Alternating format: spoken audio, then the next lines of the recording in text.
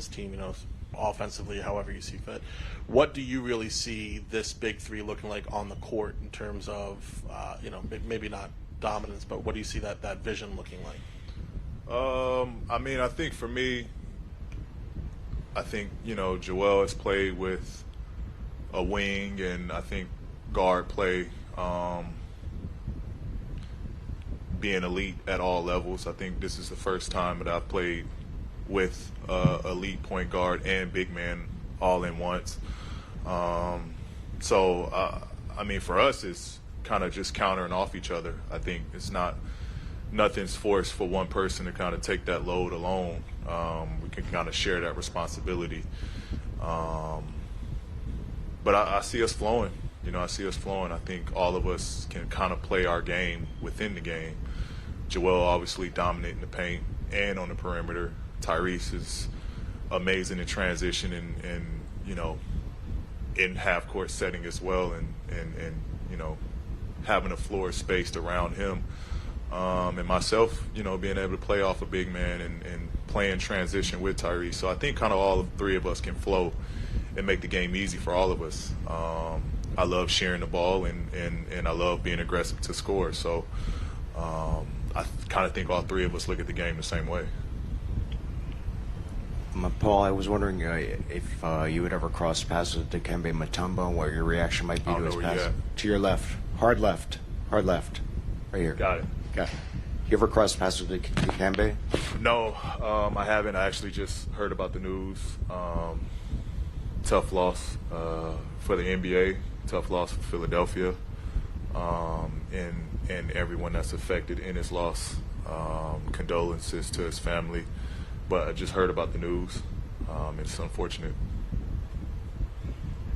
Paul, right over here. You've been in the league for a minute. How good do you think this team can be? They have you, they have some bench guys, and you also have Tyrese and Joel Embiid, 3 All-Stars. What's your expectations with this team this season? I think we'll be really good. I would be hopeful that we're one of the best teams in the NBA. Top 3 in the East for sure. But I think we should be able to compete for a championship. You think of Joel being one of the best, if not the best big in the NBA. Tyrese being one of the young stars, up and coming perennial all-stars in this league. But then you just, you have veteranship, you have leadership, you have guys that have been in meaningful games, meaningful playoff runs. It's a well-balanced group. So I do think we have high expectations of being one of the best teams and the last team standing.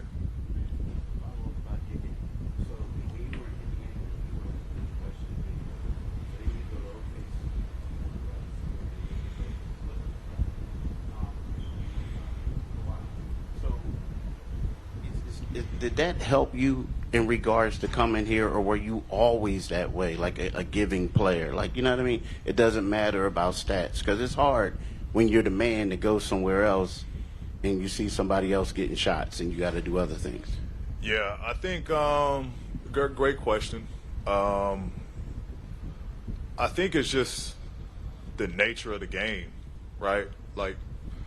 For a young guy coming into the league, I think being placed in Indiana, you want to define and figure out who you are in the NBA. And I always saw myself as being one of the best players in the league and wanting to be in that category.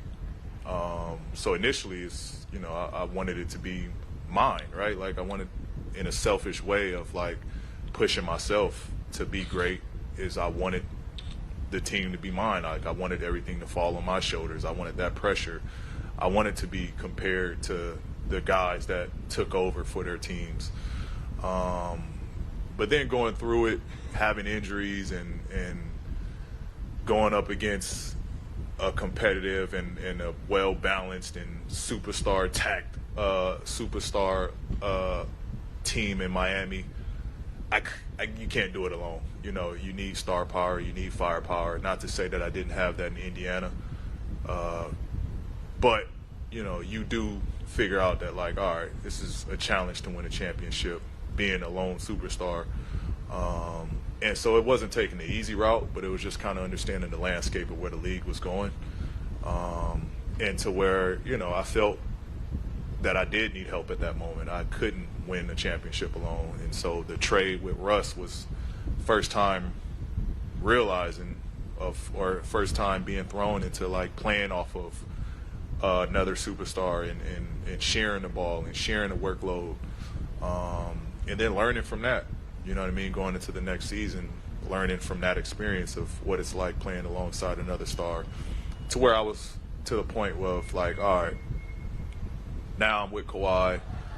I know what it's like playing off someone else that's just as special and talented.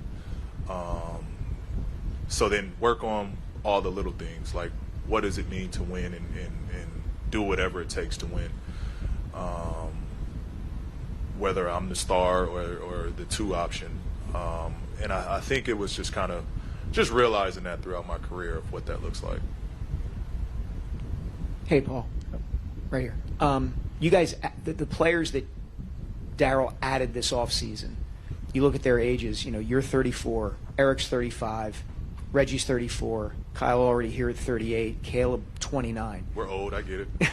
Well, from your experience in the league, how do you know whether a team is on the right side of the line of being too old versus being tough and experienced and the kind of team that knows how to win games when it really matters to win games? Yeah. I mean, I think, we all have aged well. I still feel youthful. I still feel young. And I still feel I can play at a high level. I think the beauty in it is having the youth around us in KO and Caleb Martin, Tyrese. You need those engines as well. You need those young legs as well. So I think it's just a good mixture that we have here. We have the veterans that know how to win when it matters. But then you have the guys that can kind of get us to that point where we can kind of put our imprint, either it's late in games or late in the season. So I think it's just having that balance. I think you can't have too many on the older spectrum, and teams aren't ready to win on the younger spectrum. So I think we're kind of right in the middle of where you need to be to compete for a championship. Hey, Paul. Right in here in the middle. Mike Vorknoff with The Athletic. Kind of to what Keith was asking about earlier, but because you have been on teams with at least one other star player before, what have you learned from those experiences about how to assimilate to a new team, a new star teammate, and how to make sure everyone is happy and the fit is seamless, and not just on the court, but personality-wise? Obviously, there are egos in play. Like, what have you learned from that time that you're going to try to apply to Philadelphia that things go well? Yeah, I've been very fortunate that the teams that I've had played on with Russ, with Kawhi, they're pretty, like, egoless in terms of team basketball and accepting other stars on the team. So I was very fortunate in that aspect to kind of grow and be around those guys. But, I mean, the conversations with Joel coming here, conversations with Tyrese, we all want each other to be themselves. That's the only way this thing is going to work. I got to be Paul George. Joel's got to be Joel Embiid. Tyrese got to be Tyrese Maxey for this thing to work and for us to learn and figure out how to play amongst one another. So that was just the conversations to have.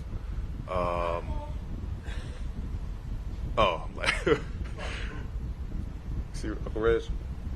Oh, we got to play notes. But, for me, I've kind of never had an ego outside of my first couple years, thinking that I had to be the man from a selfish standpoint to win. But outside of that, bless you. Yeah, I don't have an ego when it comes to this basketball game. I know what I can do and what I'm capable of. And I can play in any system, any style, play off any player, play with any player. And it's kind of one thing that I pride myself on. James Jackson, WIP. Paul, you've talked a little bit on your podcast and other forums about kind of the intensity and what it's like playing in the city of Philadelphia and for Sixers fans. Just wondering if you can expand on that a little bit. Your perspective as an opposing player coming here, what that was like, and how you think that's going to be like now wearing the Sixers colors, playing for this fan base and everything.